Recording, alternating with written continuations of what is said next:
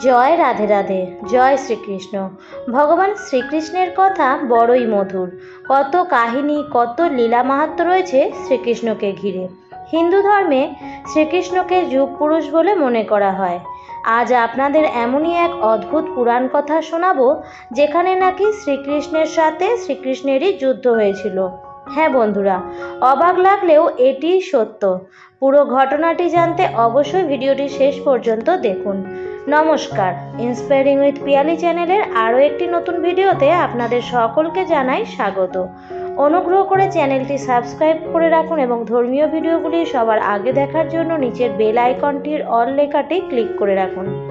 দ্বাপর যুগে জন্ম নিয়েছিলেন শ্রীকৃষ্ণ, যিনি এই সৃষ্টিতে পাপের নাশ করে ধর্ম প্রতিষ্ঠার জন্যই আবির্ভূত হয়েছিলেন। তাকে শ্রীবিষ্ণুর অন্যতম অবতার হিসেবে মনে করা হয়। শ্রীকৃষ্ণের জীবন কাহিনী অত্যন্ত আকর্ষণীয়। কারাগারে জন্ম হওয়া থেকে শিশুকাল থেকেই একের পর এক অসুর নিধন, তারপর একটু বড় হয়ে কংসবধ এবং কুরুক্ষেত্রে যুদ্ধের আগে নিজের বিশ্বরূপ প্রদর্শনের মতো নানা বিস্ময়কর কীর্তি রেখে গিয়েছেন শ্রীকৃষ্ণ। বসুদেব ও দেবকীর পুত্র শ্রীকৃষ্ণ নানা অতি মানবিক শক্তির অধিকারী ছিলেন। তার সুদর্শন চক্র, কৌস্তবমণি ও পাঞ্চজন্য শঙ্খ তাকে বিশিষ্ট ও দৈব ক্ষমতার অধিকারী হিসেবে তুলে ধরেন। তবে জানেন কি, দ্বাপর যুগের শ্রীকৃষ্ণের মতোই দেখতে আরও একজন রাজা ছিলেন, যিনি নিজেকে শ্রীকৃষ্ণ বলেই দাবি করতেন এবং বলতেন তিনিই আসল ভগবান, তিনিই ধর্ম প্রতিষ্ঠার জন্য এসেছেন। এবং দেবকীনন্দন শ্রীকৃষ্ণকে তিনি নকল শ্রীকৃষ্ণ বলেন এবং নিজেকে আসল শ্রীকৃষ্ণ বলেই দাবি করেন। এই ঘটনার উল্লেখ পৌরাণিক গ্রন্থে রয়েছে। বিষ্ণু পুরাণের পঞ্চম অংশের ৩৬তম অধ্যায়ে এর বিবরণ রয়েছে। বিষ্ণু পুরাণ মতে ও মহাভারতে এই রাজার উল্লেখ পাওয়া যায়। দ্বাপর যুগে পৌণ্ড্রক নামে এক রাজা ছিলেন। এই রাজাই নিজেকে আসল শ্রীকৃষ্ণ বলে দাবি করেন। ঘটনাচক্রে এই পৌণ্ড্রক রাজার বাবার নামও ছিল বসুদেব।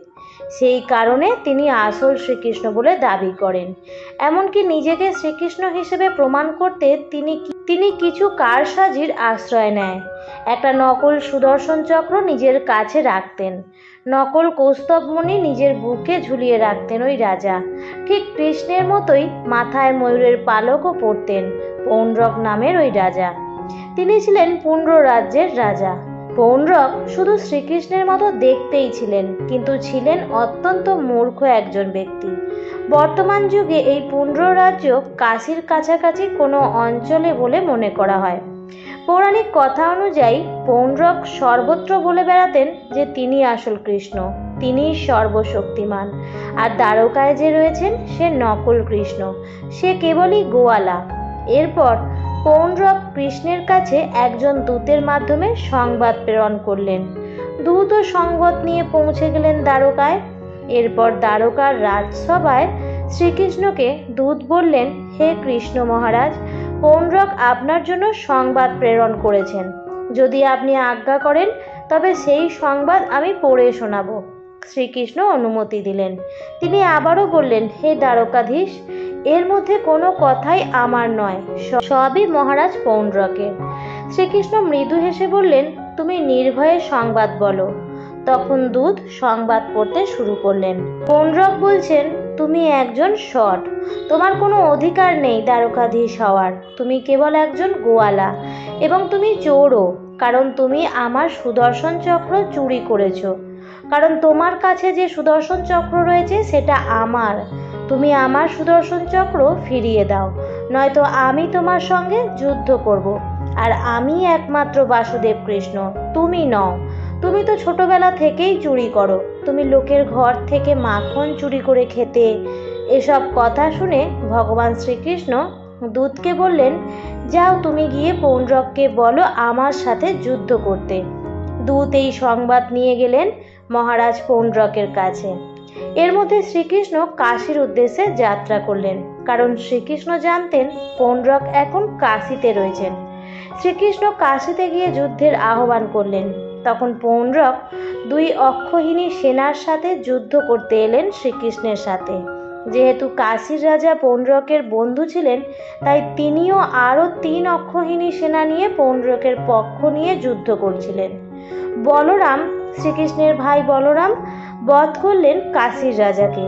যখন পৌণ্ড্রকের দলে পৌণ্ড্রক ছাড়া আর কেউই জীবিত ছিল না, তখন শ্রীকৃষ্ণ পৌণ্ড্রককে বলল, এই সুদর্শন চক্র নাকি তোমার? নাও, আমি তোমার চক্র তোমাকে ফিরিয়ে দিচ্ছি। এই বলে শ্রীকৃষ্ণ তার সুদর্শন চক্র পৌণ্ড্রকের দিকে ছেড়ে দিলেন।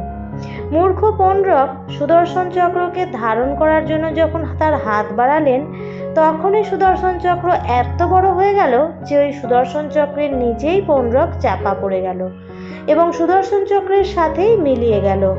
এভাবেই বিনাশ হলো নকল শ্রীকৃষ্ণের। এই ভিডিওটি এই পর্যন্তই। ভিডিওটি ভালো লাগলে চ্যানেলটিকে সাবস্ক্রাইব করে এই ধর্মকথা চ্যানেলের সাথেই থাকুন। ভিডিওটি দেখার জন্য অসংখ্য ধন্যবাদ।